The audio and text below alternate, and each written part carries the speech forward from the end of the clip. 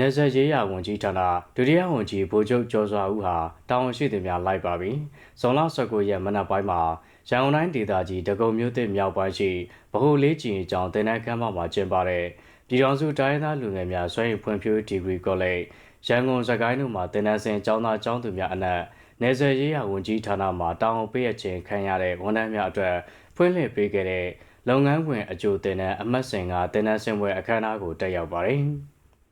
ပထမဦးစွာဒုတိယဝန်ကြီးကတင်နန်းစင်အမှာစကားပြောကြားပြီးတင်နန်းစင်အောင်လက်မှတ်များပေးရချင်းမြင့်ကတင်နန်းစင်ဝန်ထမ်းများနဲ့အတူစုပေါင်းမှတ်တမ်းနဲ့တပ်ပုံရိုက်ကူးပါတယ်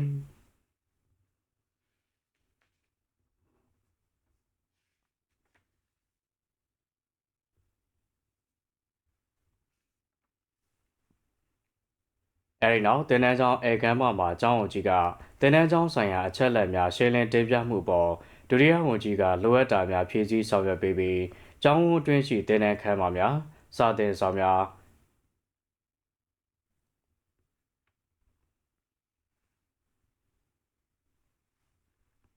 အိတ်ဆောင်များစားရိတ်တာများ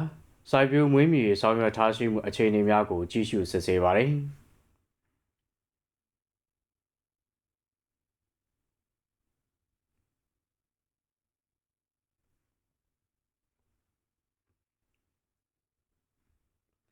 အဲဒီနောက်ဒုတိယဝန်ကြီးနဲ့အဖွဲ့ဟာရန်ကုန်တိုင်းဒေသကြီးဒဂုံမြို့သစ်ခရိုင်ဖွံ့ဖြိုးမှုကြီးကြပ်ရေးရုံးကိုရောက်ရှိပြီးခရိုင်ကြီးကြပ်ရေးမှုကဝန်ထမ်းရေးရာဆိုင်ရာကိစ္စရပ်များတည်ဆောက်ရေးလုပ်ငန်းများရန်ရာကြီးများနဲ့ထောက်ပံ့ရေးပစ္စည်းများထိန်းသိမ်းထားရှိမှုအခြေအနေများကိုရှင်းလင်းတင်ပြမှုအပေါ်ဒုတိယဝန်ကြီးက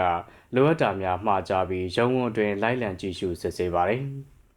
ဆက်လက်ပြီးဒုတိယဝန်ကြီးနဲ့အဖွဲ့ဟာရန်ကုန်တိုင်းဒေသကြီးဒဂုံစိတ်ကမ်းမြို့နယ်ပြည်အောင်စုတိုင်းသားလူငယ်များစွမ်းရည်ဖွံ့ဖြိုးဒီဂရီကောလိပ်ကိုရောက်ရှိရာအဆိုပါဒီဂရီကောလိပ်အစည်းအဝေးခန်းမမှာကျောင်းအုပ်ကြီးဒုတိယကျောင်းအုပ်ကြီးပါမောက္ခဌာနမှူးများနဲ့တွေ့ဆုံပြီးကျောင်းအုပ်ကြီးကဒီဂရီကောလိပ်ရဲ့အုပ်ချုပ်ရေးစီမံခန့်ခွဲရေးတင်ကြားရေးတည်ဆောက်ရေးစိုက်ပျိုးမွေးမြူရေးအခြေအနေများတင်ပြမှုပေါ်ဒုတိယဝန်ကြီးကလိုအပ်တာများပေါင်းစပ်ညှိနှိုင်းဖြည့်ဆည်းဆောင်ရွက်ပေးပါတယ်အဲဒီနောက်ဒီဂရီကောလိပ်အတွင်းရှိတိုင်းရင်းသားရိုးရာပြကံမိုးလုံလေလုံအားကစားရုံ